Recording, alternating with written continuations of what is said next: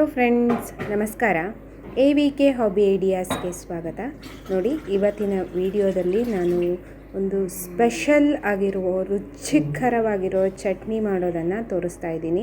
ಅದಕ್ಕೂ ಮುಂಚೆ ನೀವು ಇದೇ ಫಸ್ಟ್ ಟೈಮ್ ನನ್ನ ಚಾನಲ್ನ ವಿಡಿಯೋನ ನೋಡ್ತಿರೋದು ನನ್ನ ಚಾನಲ್ AVK ಹಾಬಿ ಐಡಿಯಾಸ್ಗೆ ಸಬ್ಸ್ಕ್ರೈಬ್ ಮಾಡೋದಕ್ಕೆ ಮರಿಬೇಡಿ. ಹಾಗೂ ಪಕ್ಕದಲ್ಲೇ ಇರೋ ಬೆಲ್ ಬಟನ್ನ ಕ್ಲಿಕ್ ಮಾಡಿ ಆಲ್ ಅಂತ ಆಪ್ಷನ್ ಚೂಸ್ ಮಾಡಿದರೆ ನಾನು ಹಾಕೋ ಪ್ರತಿ ವಿಡಿಯೋದ ನೋಟಿಫಿಕೇಷನ್ ನಿಮಗೆ ಬರುತ್ತೆ. ಮತ್ತು ಎಲ್ಲರಿಗಿಂತ ಮುಂಚಿತವಾಗಿ ನಿಮಗೆ ವಿಡಿಯೋ ನೋಡೋದಕ್ಕೆ ಸಹಾಯ ಆಗುತ್ತೆ.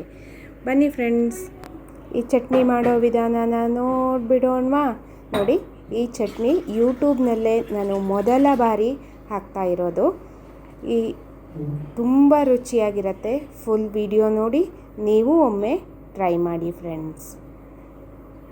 ನೋಡಿ, ಫಸ್ಟು ಈ ಹಲಸಿನ ಗುಜ್ಜಿಗೆ ಅಂತ ಏನು ಕರಿತೀವಲ್ಲ, ಅದನ್ನು ಹೆಚ್ಚಿರೋ ವಿಧಾನ ಹೆಚ್ಚಿ ನಾನು ಹೀಗೆ ನೀರಲ್ಲಿ ಹಾಕಿಬಿಟ್ಟು ಚೆನ್ನಾಗಿ ಬೇಯಿಸ್ಕೊತಾ ಇದ್ದೀನಿ ಫ್ರೆಂಡ್ಸ್. ಇದನ್ನು ಹೆಚ್ಚೋ ವಿಧಾನನ ನಾನು ಆಲ್ರೆಡಿ ಹಿಂದಿನ ವಿಡಿಯೋದಲ್ಲೇ ಹೇಳಿದ್ದೀನಿ. ನೋಡಿ, ಇವಾಗ ಚೆನ್ನಾಗಿ ಬೆಂದಿದೆ.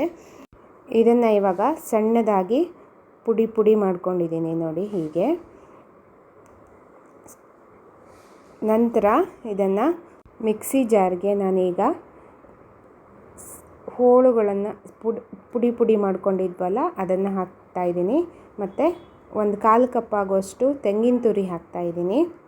ನಂತರ ಖಾರಕ್ಕೆ ಸೂಜಿ ಮೆಣಸನ್ನು ಉಪಯೋಗಿಸ್ತಾ ಇದ್ದೀನಿ. ಹಸಿಮೆಣಸು ಬೇಕಿದ್ದರೂ ಹಾಕ್ಬೋದು. ಸ್ವಲ್ಪ ಹುಣಸೆ ಹಣ್ಣು ಮತ್ತು ರುಚಿಗೆ ತಕ್ಕಷ್ಟು ಉಪ್ಪು.